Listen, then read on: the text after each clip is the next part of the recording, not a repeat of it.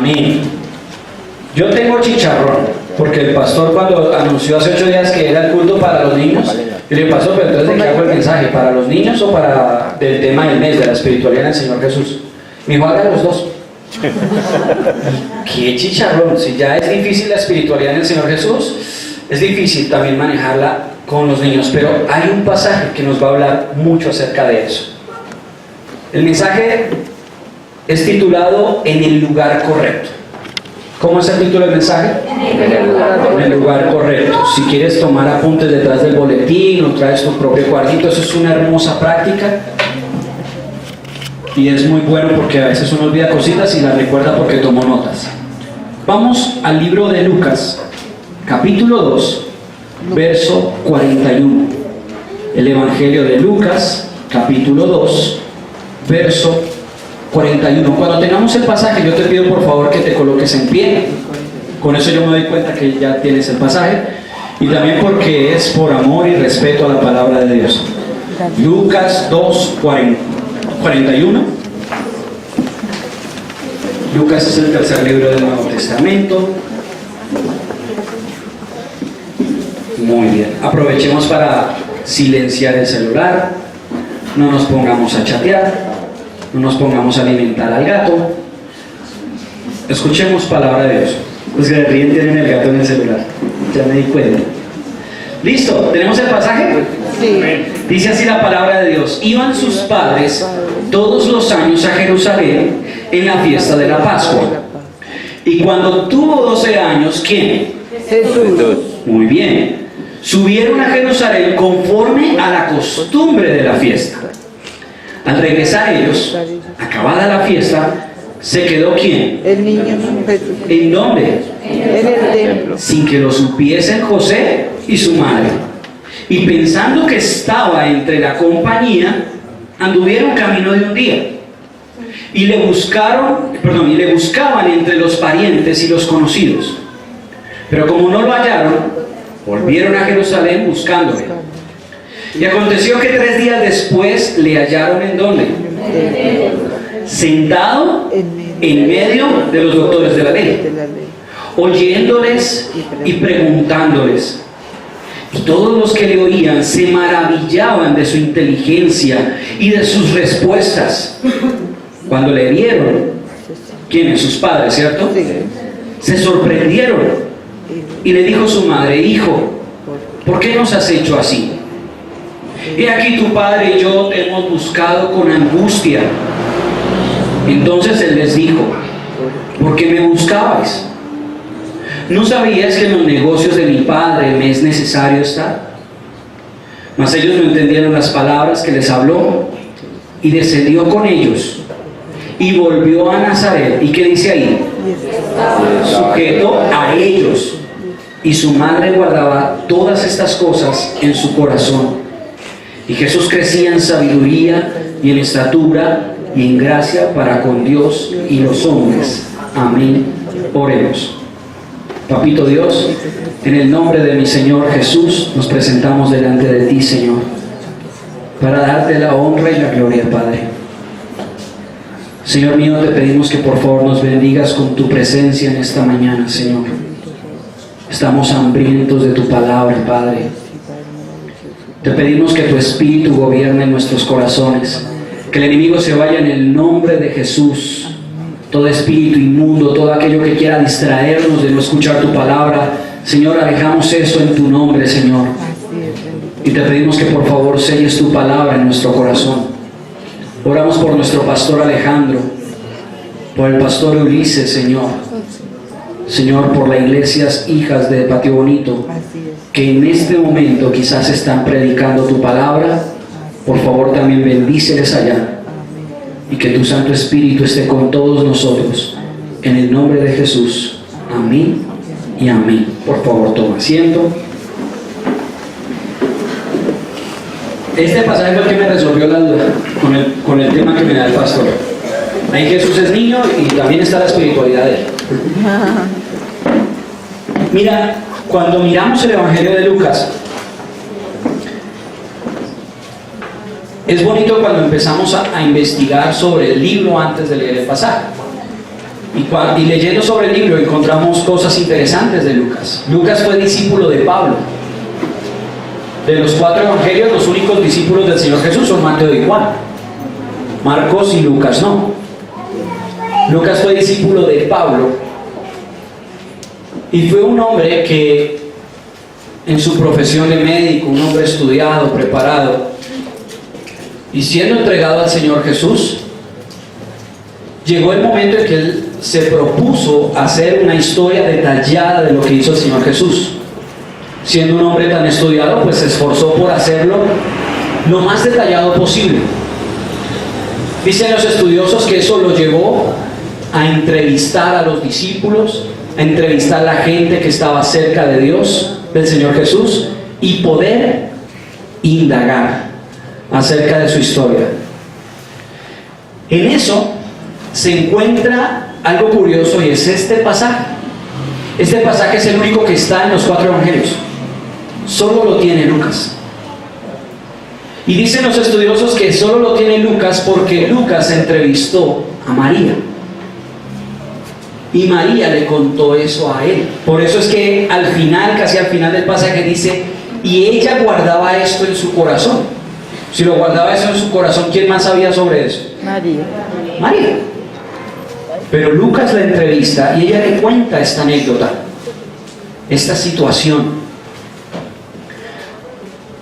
Uno se pone a pensar qué importancia tiene ese trozo de historia. Porque uno mira las demás partes en el Evangelio y uno ve una parábola, uno ve una enseñanza del Señor Jesús y uno dice, claro, ahí está la explicación. Pero este pedacito, este fragmento de la Escritura, simplemente es un suceso. No hay una situación de enseñanza ni nada, es simplemente algo que pasó. Y en la antigüedad a los grandes hombres prominentes siempre se les contaba un pedacito de cuando eran niños. Y el Señor Jesús lo tiene. Pero bueno, es voluntad de Dios que esté ahí, o sea que tiene que enseñarnos algo. Tiene que estar ahí por alguna razón, ¿cierto? Y eso es lo que vamos a tratar de estudiar hoy. Todos los padres deseamos que nuestros hijos sean personas ejemplares, ¿cierto? Amén. Amén. Personas de bien, que puedan hacer su estudio, su carrera, pero sean personas correctas, que sean personas que le aporten a la sociedad. ¿A quién no le gustaría tener un hijo famoso por algo bueno que haga? ¿Cuántas mamás llorarían por ver a su hijo recibiendo un premio Nobel de la Paz o algo así? ¿Cierto? ¿Cuántas mujeres llorarían desesperadas cuando él diga que quiere ser político? No. Pero cierto que queremos que haga cosas, ¿cierto? No, mentira, ser político es bueno, es por molestar. Pero queremos que ellos hagan grandes cosas. Y nos esforzamos y sacrificamos lo que sea, con tal de que ellos sean gente de bien. Pero en este camino, la gran mayoría de los padres fracasan. Y al final tienen que ver con tristeza a sus hijos ladrones, mentirosos, drogadictos o unos vagos. Mejor dicho, cualquier cantidad de cosas que nos hacen doler el corazón. Yo no me imagino un padre cómo sufre cuando ve que su hijo ha extraviado el camino. Yo no he visto el primer padre o madre orgulloso de saber que su hijo está en una pandilla. No lo he visto. Y no me imagino ese dolor, pero el pensar en eso me lleva a orar por mi hija. Y yo sé que ustedes oran por sus hijos. Le decimos, Señor, ayúdanos, danos sabiduría para que mi hijo o mi hija o mis hijos no se aparten del camino. ¿Quién aquí ora por sus hijos? Delante de Dios. Muy bien. Nuestro Señor es tan bello que Él nos quiere enseñar cómo educar bien a nuestros hijos. Y ahí es donde entra la importancia de este suceso. Porque el Señor nos quiere enseñar algo en esta historia, y es que sí quiere Dios que tu hijo o tu hija sea una persona de bien. Pero también quiere enseñarnos que eso también depende de nosotros, que eso es un trabajo cooperativo entre el hogar con Dios. Y nos da este ejemplo. Mira, cuando empezamos la historia en el verso 41 nos quiere montar en un contexto cultural judío, ¿cierto? Porque ¿cómo inicia el texto? Iban sus padres todos los años a Jerusalén en la fiesta de la Pascua. Esa fiesta se celebraba cada año y no importa dónde estuvieras, tenías que ir a Jerusalén. En Deuteronomio, en el capítulo 16, nos habla de eso y nos dice que no le adorarás donde quieras, sino en el lugar que Jehová tu Dios te haya dicho que le debes adorar. Y para ese tiempo era Jerusalén. Ellos vivían en Nazaret. Nazaret y Jerusalén tenían una distancia de más de 30 kilómetros. Y en ese tiempo, y caminando al paso de un niño, prácticamente se podían tirar casi 3 días, o más de 3 días, no más siguiendo, porque iban a pie, pero tenían que estar allá. Ahora, ¿cómo podemos empezar a analizar esta historia? Primero debemos ver que yo voy a adorar a Dios no donde se me pegue, sino donde Dios me haya llamado. Amén. Ahora, ¿por qué esto es importante? Porque conozco mucha gente que no viene a la iglesia y dice, igual yo, Dios y yo tengo mi relación con Dios, igual yo no me he apartado de Dios, pero Dios nos insiste en que hay un lugar de congregación. Porque es importante, porque Dios quiere ver también a su familia reunida, adorándole. Yo no soy una piedra suelta en la familia de Dios para decir, no, yo a Dios donde yo quiera. Y Dios, pues sí, usted sí, los demás vengan a la iglesia. No, somos familia. Amén. ¿Qué tan importante es para ti venir a la iglesia? No voy a dar detalles, pero simplemente la actitud y ciertos comportamientos que uno detalla le dejan ver a uno qué tan importante es el culto para cada uno de ustedes, mis hermanos. Y eso se lo están demostrando a Dios. Y con Dios no valen excusas. Mira, este camino hacia allá, hacia Jerusalén por motivo de la Pascua, es bien interesante. La ley dice que los que tienen que ir son los varones.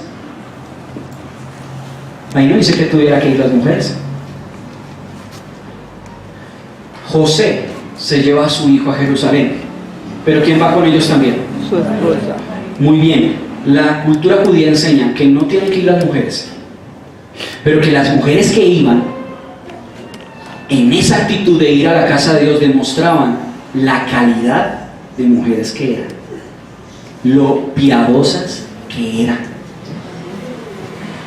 Y miren esto, es curioso, ¿quién va delante de toda esta marcha? El varón, va José. Él es el que está yendo y llevando a su familia a la casa de Dios.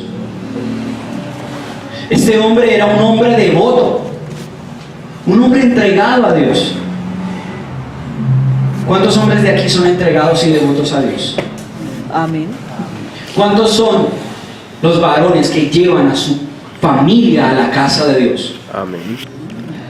Y no toca al revés, que nos tengan que rogar, que nos tengan que insistir y de mala gana llegamos.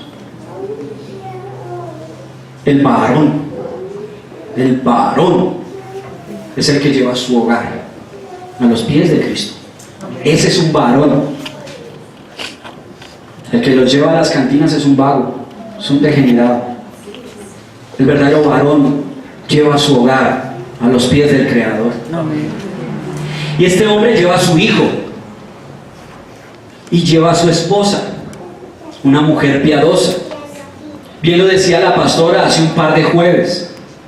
Tal vez como cristianos no adoramos a María, no nos arrodillamos ante ella. Pues claro, ella es un ser humano como nosotros. Pero tenemos bien en claro que si Dios la escogió como madre, es por algo. Es porque era una mujer virtuosa, una mujer intachable. Y Dios la vio digna de llevar en su vientre al Hijo de Dios. Amén. Y casi siempre hacemos al papá a un lado, ¿no? Casi no hablamos de José. No, también. Pero José era un varón de Dios para que Dios lo haya escogido y ser el padre terrenal del Señor Jesús. Si tú miras la escritura, verás el respeto que José siempre tenía por María. Ahora, me gusta es que la familia de Jesús no fue pobre ni rica, era estrato medio. Porque José tenía su propio negocio, él era carpintero. Y él conocía a mucha gente, o sea, era un hombre de negocios.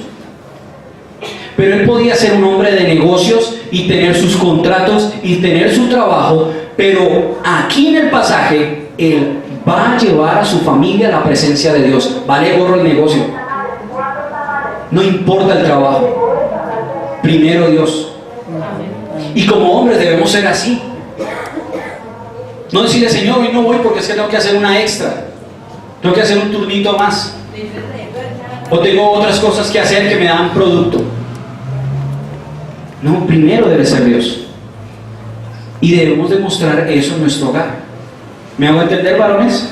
Amén. Amén. Gracias por los varones que dijeron amén. Los otros yo sé que dijeron de corazón. Su madre era una persona que no se la pasaba perdiendo el tiempo. Esta mujer estaba ahí, acompañando a su hijo, acompañando a su esposo a la casa de Dios. Y en ese tiempo esa Pascua era casi de 7 días. Pero ya se fue, ya no dijo me quedo en la casa porque toca hacer aseo, porque es que toca poner a hacer el arroz. Todo eso es basura si lo comparamos frente a ir a la casa de Dios. Hay personas que no vamos a la casa de Dios hasta que no dejemos la casa de nosotros arreglada. Pues si te urge dejar la casa arreglada, entonces levántate más temprano. Pero lo primero debe ser la casa de Dios. Ahora, hay algo curioso, de pronto algunos sentí que se sorprendieron cuando leíamos en el pasaje más adelante, decía que regresando se les quedó Jesús en Jerusalén y que los padres pensaban que estaban ahí entre la compañía y siguieron un día de camino. Entonces uno dirá, oye, aquí no están descuidados, no son tan santos como pensábamos. No, ahí hay una enseñanza. Lo que pasa es que cuando iban de Nazaret, en este caso, de Nazaret a Jerusalén, pues tenían que atravesar el desierto, caminar prácticamente más de 3 días. Pues en el desierto aprovechaban los ladrones. ¿Se acuerdan el camino a Jericó? Eso era común. A mitad de camino, en las partes desérticas, salían ladrones y atracaban a los viajeros. Entonces, ¿qué hacía la gente para no ser víctima de estas personas? Se iban En grupos. en grupos. Se iban los vecinos, se iban familiares, se iban entre todos y todos en grupos se iban y todos en grupos se devolvían. Por eso hay nombra que la compañía. Y no es que ellos tuvieran descuido, sino que la compañía, digamos, vamos nosotros, si nos vamos nosotros para un lugar y entre todos vamos a echarle ojo a nuestros hijos. No solo al mío, sino a todos. Y era común hacer eso. Por eso José y María decían, no los veo, pero debe estar con los demás niños o debe estar en la compañía de los demás niños. Ahora, ese suceso, ¿qué enseñanza nos da? No solamente que en nuestro hogar debe haber un padre devoto, no solamente en nuestro hogar debe haber una madre devota, sino que también debemos tener cuidado de quienes rodean nuestro hogar. Miren, ellos están yendo con una cantidad de gente que va a ¿qué? Adorar a Dios. A adorar a Dios. Es decir, personas devotas a Dios rodeaban esa familia. ¿Cuántas personas devotas a Dios rodean tu familia? Hay veces que nosotros decimos yo soy cristiano, yo amo y adoro al Señor, pero cuando viene mi tío que no es creyente, a él como le gusta tomar, pues ahí se sienta en la sala y toma un rato. Y así lo hacemos. A veces decimos no vine a culto porque me llegó un familiar de visita. O sea, a ese familiar no le importó trancar tu venida a la presencia de Dios. Si fuera una persona devota te diría, pues hoy te acompaño a la iglesia. Yo me congrego en otro lado, pero pues hoy vine a visitarte, pues vamos a tu iglesia y sigo estando contigo. ¿Qué clase de personas rodean tu casa?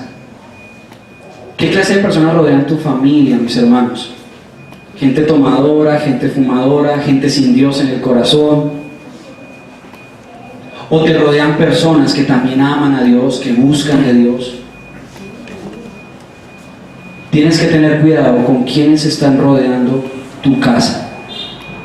Y no me he desviado del tema. Nuestro plan es que nuestros hijos sean ejemplares. Por eso el culto hoy de los niños. Todas estas cosas son importantes, mis hermanos, porque eso lo están absorbiendo nuestros hijos como una esponja. Si tú dices que amas a Dios, pero te sientas con tu tío a jartar, tu hijo está viendo una incoherencia en ti y él la va a aprender a futuro. Y él se va a volver un hipócrita en la iglesia, que adora aquí, pero fuera del templo es otro. Es manipulador, es mentiroso, porque en la casa le dimos ese ejemplo. Tenemos cuidado con eso. Miremos cuán grande entrega hacia Dios había en este hogar. Miren que la primera parte de la historia nos deja ver eso. No me importa si son 3 días a pie, yo voy a la casa de Dios. ¿Cuántos días te tardas a pie en venir a este lugar? ¿Cuántos días? 1, 2, 3. Pero nos da flojera venir acá. Y voy a sonar a disco rayado, pero debemos ser puntuales en el culto, porque eso también le va a demostrar a nuestros hijos lo que nos importa ir a culto. Y si no tienes hijos, pues es algo que estás cultivando desde hoy. Entonces mire que es inaceptable. No te tiras ni siquiera un día en llegar a la iglesia, entonces no entendemos por qué llegamos tarde. Esta es una familia piadosa, entregada a Dios. Se fueron 3 días antes para poder estar justo en el tiempo de la Pascua y poder estar en toda la festividad. No llegaron a la mitad de la fiesta ni finalizando la fiesta de la Pascua. Y eso es importante. Mira, yo te voy a dar un pasaje que tal vez has escuchado mucho, pero te lo voy a decir en otra versión. Es Proverbios 22:6. Dice: educa a tu hijo desde niño, y aun cuando llegue a viejo, mira lo que dice esta versión, y aun cuando llegue a viejo, seguirá tus enseñanzas. Si no eres un buen ejemplo, no te quejes cuando él haga eso de grande. Es importante, nosotros no podemos ver a nuestros hijos como ¿qué tendrán? Es que se descarrió y no sé qué hacer. Hombre, primero examínate si de pronto tú les has dado un mal ejemplo. Yo no le puedo decir a mi hijo, tú tienes que ser una persona entregada a Dios, cuando a mí me da pereza orar, cuando a mí me da pereza leer la Biblia. Yo no le puedo decir a mi hijo, dale el primer lugar en tu corazón, cuando él ha visto que yo no lo hago. Entonces, educa al niño desde niño. Tú y yo los estamos educando con nuestro ejemplo desde ya. Cuando él sea grande va a repetir tus pasos. ¿Son buenos tus pasos? Ahora, si miramos desde el verso 46, me pones un poquito ahí, Wendycita. Sí, es el 46, que aquí me tapó el bajo, ¿sí? Y aconteció que 3 días después le hallaron en el templo. O sea, se volvieron un día de camino y se la pasaron buscando ahí 3 días. Y lo hallaron en el templo, sentado en medio de los doctores de la ley, y oyéndoles y preguntándoles. Y si miramos el resto de versos, dice que la gente se maravillaba de sus doctrinas. Mejor dicho, era algo importante. Ahora, ¿eso qué quiere decir para nosotros? Primero, hay que entender por qué el pasaje está hablando de los 12 años de Jesús. ¿Por qué 12? ¿Por qué no de los 11, o de los 10, o de los 15? Tiene un sentido. ¿Quién ha escuchado del Bar Mitzvah? ¿Quién ha escuchado Bar Mitzvah? Por lo menos la palabrita. El Bar Mitzvah para los niños y el Bat Mitzvah para las niñas tiene un significado, y es a los 13 años para los niños, a los 12 para las niñas. Y quiere decir que Bar Mitzvah significa hijo de Mitzvah. ¿Quién conoce a Mitzvah? No te estoy molestando. Mitzvah es hebreo, mitzvot, que significa mandamientos. Es decir, que a los 13 años mi hijo se convierte en el hijo de los mandamientos. ¿Eso qué quiere decir? Que a partir de esa edad mi hijo se convierte en adulto responsable de cumplir los mandamientos de la ley de Dios. Antes, cuando es niño, pues uno dice, bueno, es niño, su inocencia, está aprendiendo. ¿Sí? No ha entendido muchas cosas. Lo traigo a culto y se pone inquieto. ¿Sí? Le digo que vamos a culto y se pone a llorar y a hacer pataleta.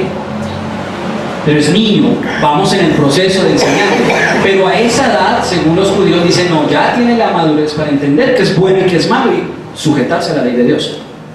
Sin embargo, hay un dato aquí curioso, y es que el bar mitzvah existe desde la Edad Media. Para el tiempo de Jesús no existía. Pero es importante la mención porque bíblicamente sí se da a entender que a partir de los 12, 13 se da una concepción de qué es lo bueno y qué es lo malo y de cumplir la ley. Por eso el pasaje dice que José se va a Jerusalén, pero se va ¿con quién? Con Jesús. Ya es hora de que empiece a buscar a Dios. Ahora, el hecho de que lo hayan encontrado en el templo tiene también significado. ¿Dónde está su hijo cuando usted no lo está viendo? La calle. ¿Dónde están sus hijos cuando usted no está? En la casa. Veo jóvenes, no hablemos de sus hijos. ¿Dónde están sus sobrinos? ¿Dónde están sus nietos? O ahijados. ¿Dónde están cuando nadie los está vigilando? ¿Están en el templo? ¿Hablando con el pastor Alexander y el pastor Alejandro de las cosas de Dios? ¿O en dónde están? En la casa. Miren, Jugando computador. esto es importante. El Señor Jesús estaba en el templo hablando con los maestros de la ley, de las cosas de Dios, y sorprendía a esas personas con lo que decía. ¿Por qué los sorprendía? Pues porque desde pequeños fueron enseñados en eso. Y era costumbre hablar con los maestros de la ley con preguntas y respuestas.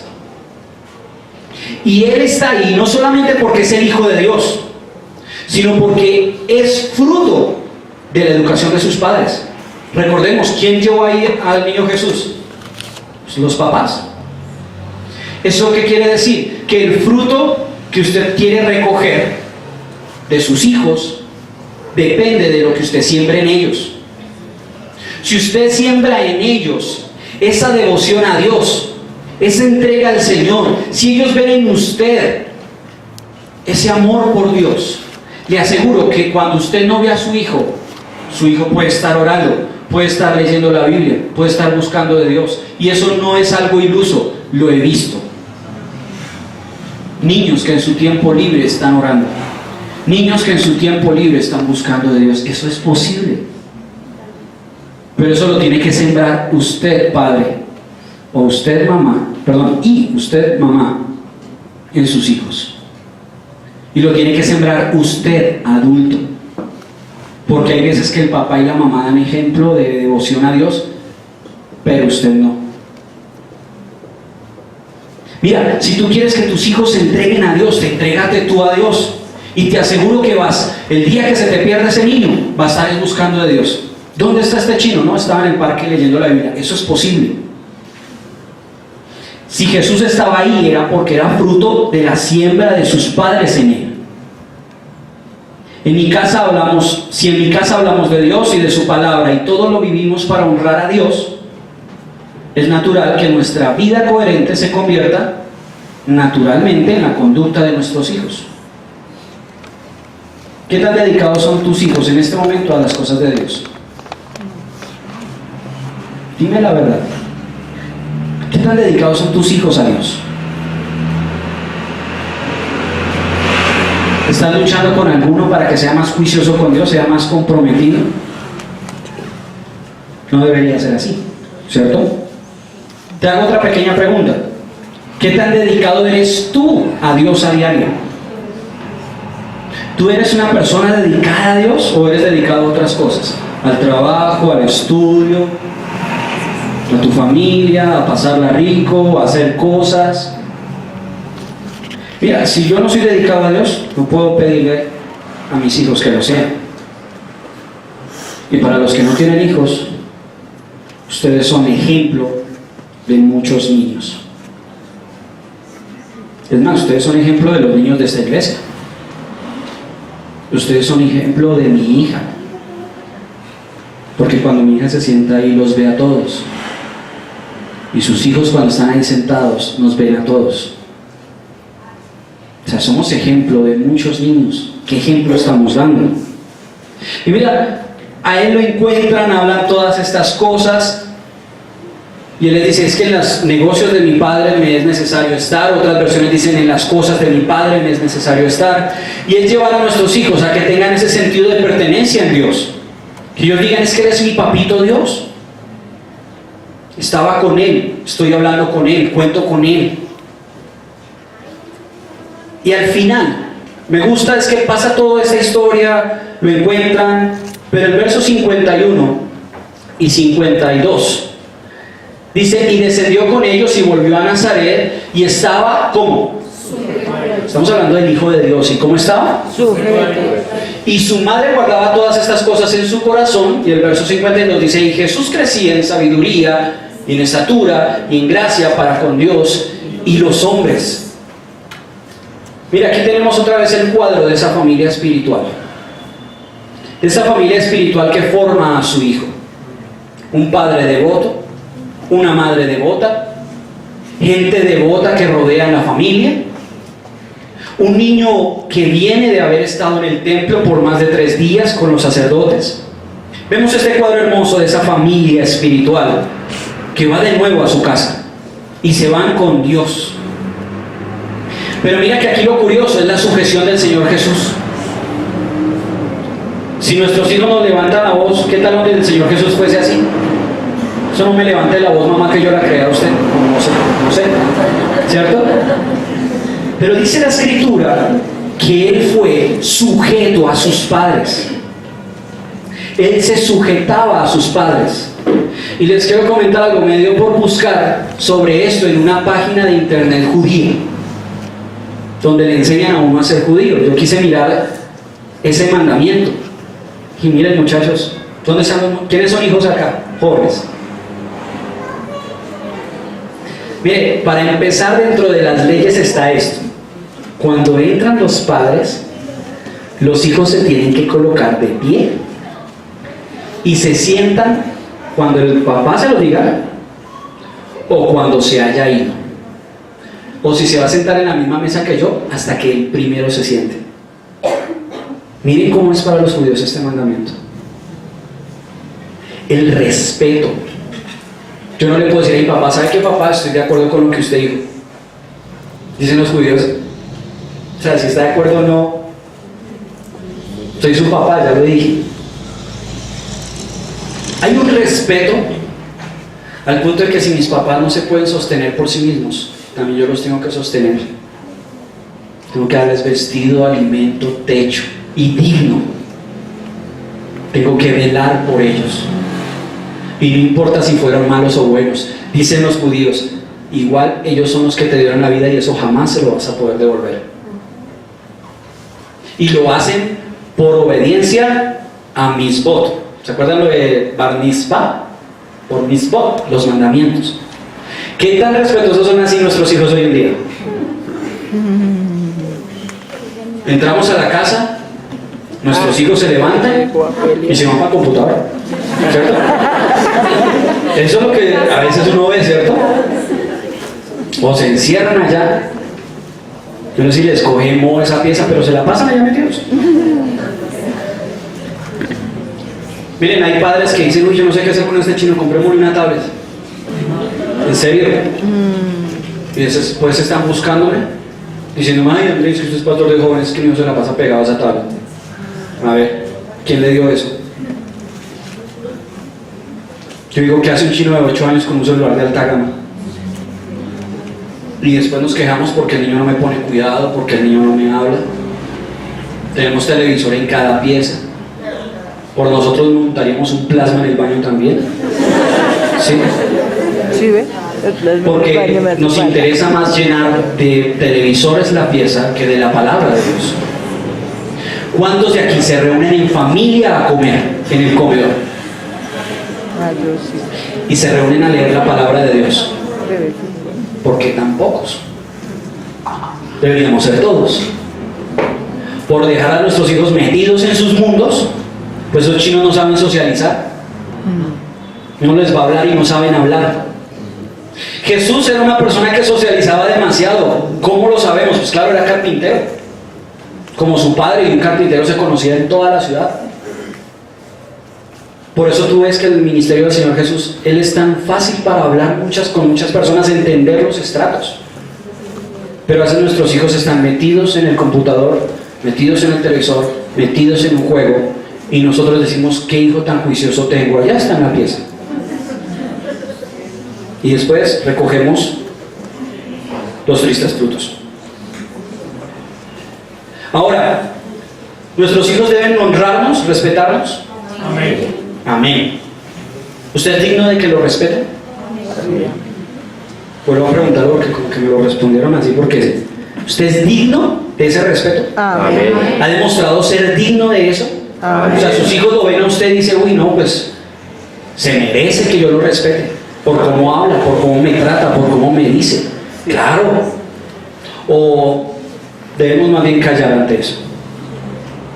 Dice la palabra de Dios en Efesios 6:4, y vosotros padres no provoquen a ira a vuestros hijos, sino críenlos en la disciplina y la amonestación del Señor. Es decir, sí, ellos tienen que obedecernos por el mandato, pero yo también tengo responsabilidad de ser una persona digna de esa honra. Que mis hijos se sientan orgullosos de mí, que estén felices de ser mis hijos y que me honren. Porque si yo no soy digno de esa honra, le digo a mi hijo, hijo, usted me tiene que obedecer porque sencillamente soy su papá. Sencillamente usted está ahí demostrando ahí que usted no tiene autoridad. ¿Y por qué? Y puede caer en el pésimo error de decirle a su hijo, Dios es injusto, porque Dios está de mi lado, no del suyo. Miren las señales que podemos estar dando cuando somos